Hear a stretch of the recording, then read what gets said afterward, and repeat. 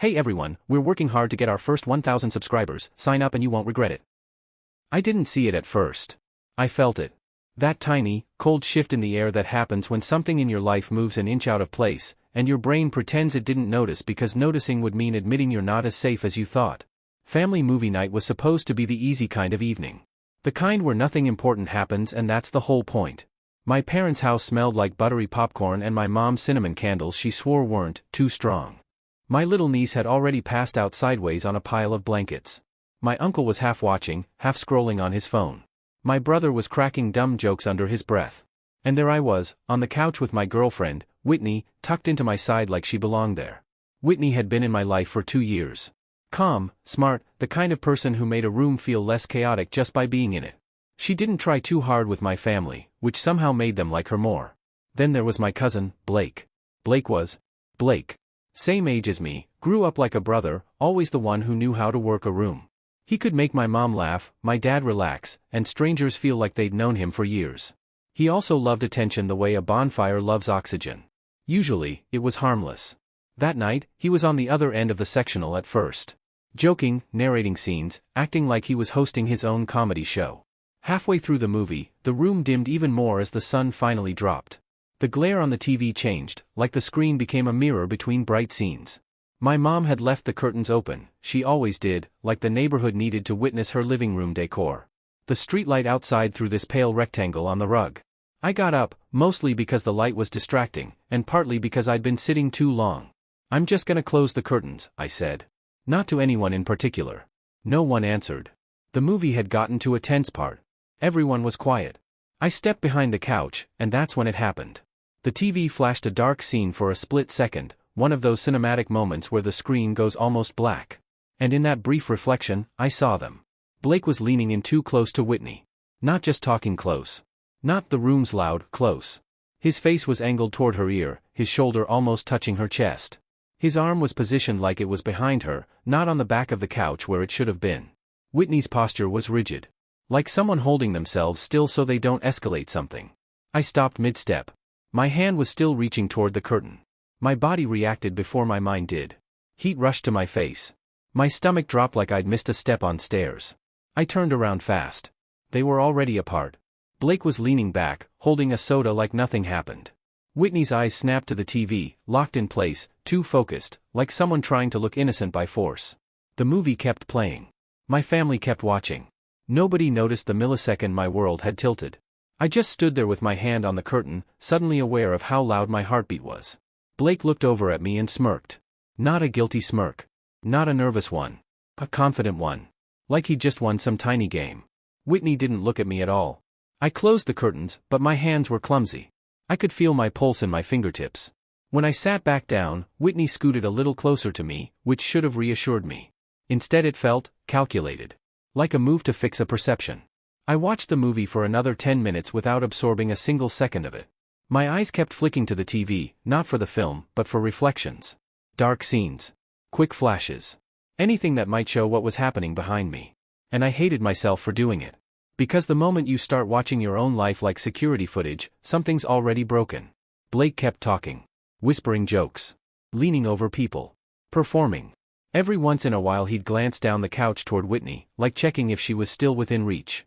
Whitney's face stayed neutral, but her leg bounced slightly under the blanket. I tried to tell myself it could have been nothing. A comment too close. A joke. A lean-in that looked worse in reflection than it was. But my gut wasn't buying it. When the movie ended, everyone stretched and started doing that post-movie routine, bathroom breaks, snack refills, someone turning on a lamp that makes everything look too bright and too honest. Whitney got up quickly. I'm gonna wash my hands, she said, and walked down the hall. Blake stood up too, almost instantly, like he'd been waiting for a cue. I'll help your mom with the kitchen, he announced loudly, then took the long way around the couch, close enough that his shoulder brushed mine. As he passed, he dipped his head slightly and said, under his breath, like it was a joke only I deserved to hear. Relax. She's a grown woman. I froze. Because I hadn't said a single word. I hadn't accused anyone. I hadn't even looked at him long enough to start a fight. And still, he was already defending himself. Already warning me. Already acting like I was the unreasonable one for noticing. I sat there while everyone moved around me, and my mind ran the same loop over and over. If it was innocent, why did he smirk? Why did she go rigid? And why did he say that like he knew I saw? A minute later, I heard the bathroom door close at the end of the hall. Then, soft footsteps. Not the heavy steps of my uncle or brother. Light steps. A pause. And then another door. One I recognized immediately. The guest room door. The one that sticks when you close it. It made that distinct little click-scrape sound. I stared down the hall like my eyes could turn corners. My mom called from the kitchen, asking if anyone wanted more popcorn. My dad laughed at something my brother said. And I sat there, still as stone, listening. Because I knew those footsteps didn't belong in the guest room. And if Whitney had gone there, then Blake had followed. I stood up. Not fast. Not dramatic. Just certain. And I walked toward the hall, quiet enough that nobody noticed I'd left the living room at all. The hallway felt longer than it ever had. Each step I took toward the guest room stretched the moment, like my body was dragging time behind it. The house was still loud in the background, dishes clinking, my mom talking too much, my uncle laughing, but all of it sounded muffled, like I was underwater. The guest room door was closed. Not slammed. Not wide open. Closed carefully. That alone told me more than I wanted to know. That door never closed all the way unless someone meant it to. The latch was finicky. You had to turn the knob just right, then push. I stopped a few feet away. This was the part where denial tried one last time to save me. I told myself maybe Whitney went in there to take a call. Maybe Blake ducked in to grab something he'd left earlier. Maybe I was letting one reflected second rewrite 2 years of trust. My hand hovered near the doorknob. I listened. At first, nothing. Then, movement. Fabric shifting. A soft exhale that wasn't quite a sigh. 2 people, trying to be quiet. My stomach twisted so hard I thought I might throw up right there on the carpet. I knocked. Not hard. Just enough to announce myself. Everything on the other side froze. Silence, thick and immediate. I waited 3 seconds. Maybe 4. Then Whitney's voice came through the door, too calm, too quick. Yeah? My name was already in her mouth. I could hear it forming before she said it. Can I come in? I asked. Another pause. I pictured them looking at each other. Blake calculating. Whitney panicking. The door opened a crack. Whitney stood there alone, at least, that's what she wanted it to look like. She'd positioned her body perfectly, blocking the view behind her. Her hair was slightly messed up. Not dramatically. Just wrong enough that I noticed. Her cheeks were flushed. What's wrong? She asked. That question hurt more than if she'd said nothing. I didn't raise my voice. I didn't accuse her. I didn't shove the door open. I just looked past her. Blake was sitting on the edge of the bed. Shoes still on. One leg bouncing. His posture relaxed in a way that felt intentional, like he was daring me to make a scene. Hey, man, he said easily. Everything cool? I stared at him, waiting for anger to kick in. It didn't. What I felt instead was something colder. Sharper. Like clarity snapping into place. I looked back at Whitney. Why are you in here? I asked. She swallowed. I needed air. In the guest room. It's quieter. I nodded slowly. And Blake? I asked. Did he need air too? Blake chuckled. Actually chuckled. Come on, he said. We were just talking. About what? I asked. He shrugged. Life. You know. Stuff. Whitney's eyes flicked to him for half a second. That was enough. I stepped closer and pushed the door open the rest of the way, not aggressively, just firmly. The bedspread was wrinkled. One of the pillows was on the floor. Whitney's phone was face down on the dresser, screen still lit. I didn't need more details. I didn't need proof that would haunt me later. I already had what mattered. I looked at Whitney and said quietly, "We're leaving." Her face drained of color. "Please," she said, and that word cracked slightly. "It's not." I raised a hand. Not to silence her. Just to stop myself from hearing whatever came next. Blake stood up. "Don't do this," he said. His tone had shifted now, less playful, more warning. "You're overreacting." That did it. I turned to him slowly. "You don't get to tell me how to react," I said. My voice surprised even me. It was steady. Flat. Not in my family's house. Not with my girlfriend behind a closed door. Whitney's eyes filled with tears right on cue. She reached for my arm. I stepped back. "We'll talk later," she said. "Just not here." "That's the problem," I replied. "You were already talking. Just not with me." I walked out of the room. I didn't wait to see if they followed. I didn't slam the door. I let it stay open. When I got back to the living room, everyone looked up at once. I guess my face gave me away. Whitney came out a moment later, wiping at her eyes, saying something about a headache. Blake followed, completely unbothered. My mom asked if everything was okay. I said yes. That lie tasted like metal. We left 10 minutes later. The car ride was silent. Whitney stared out the window, arms crossed tight around herself like she was cold. Halfway home, she finally spoke. "I swear," she said, "nothing happened." I didn't answer. "I mean it," she continued. "Blake was just being Blake. He crossed a line, yeah, but I shut it down." I kept my eyes on the road. "You didn't shut it down in the living room," I said. She went quiet. After a while, she whispered, "I didn't want to cause drama." That was when something in me hardened. Because I realized this wasn't just about Blake. It was about what she was willing to protect. And who she was willing to protect it from.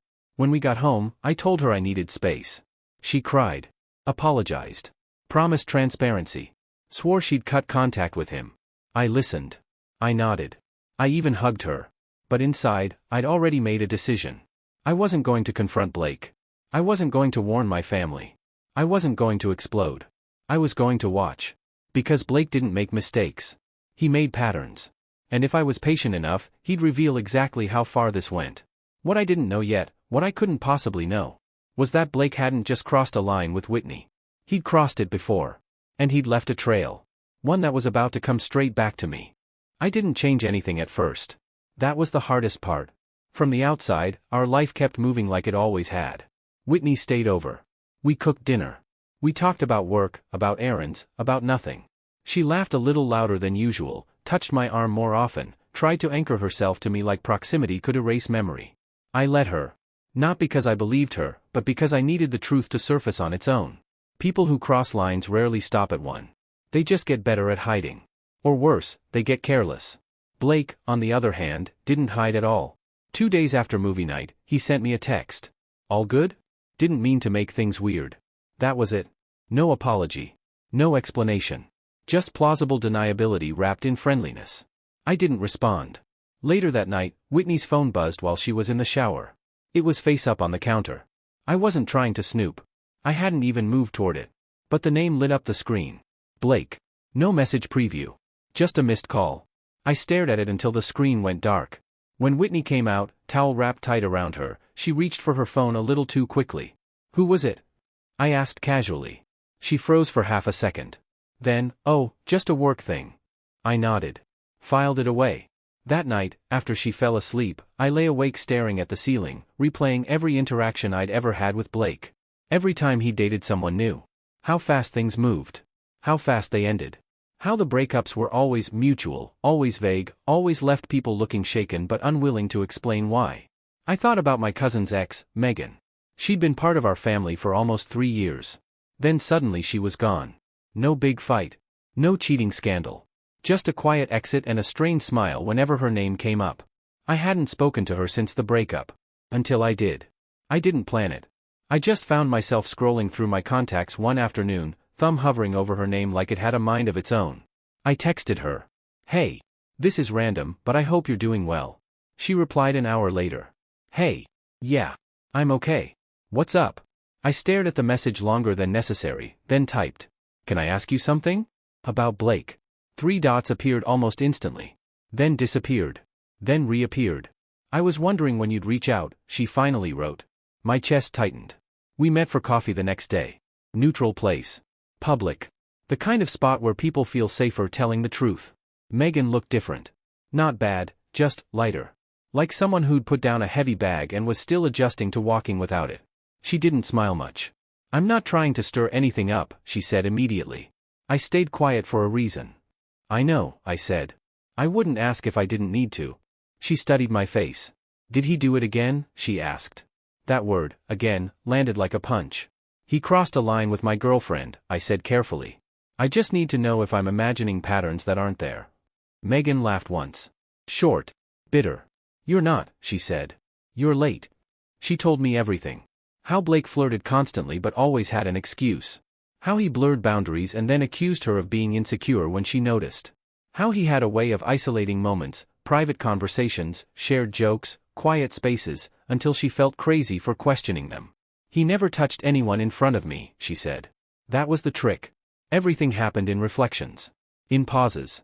In places where if you walked in too late, it looked harmless. My stomach churned. "Did he cheat?" I asked. She shook her head slowly. "Not physically. At least not that I could prove." Then she leaned forward. But emotionally? Constantly. With coworkers. Friends' girlfriends. Even one of his ex's cousins. That one stung. Why didn't you tell anyone? I asked. She sighed. Because every time I tried, I sounded jealous. Or dramatic. And Blake is charming. People want to believe him. I thought about the smirk. The confidence. The way he'd warned me without words. Did he ever get caught? I asked. Megan nodded. Once, she said. And that's why we broke up. She pulled out her phone and slid it across the table. On the screen was a screenshot. A message thread. Blake's name at the top. And beneath it, messages that made my blood go cold.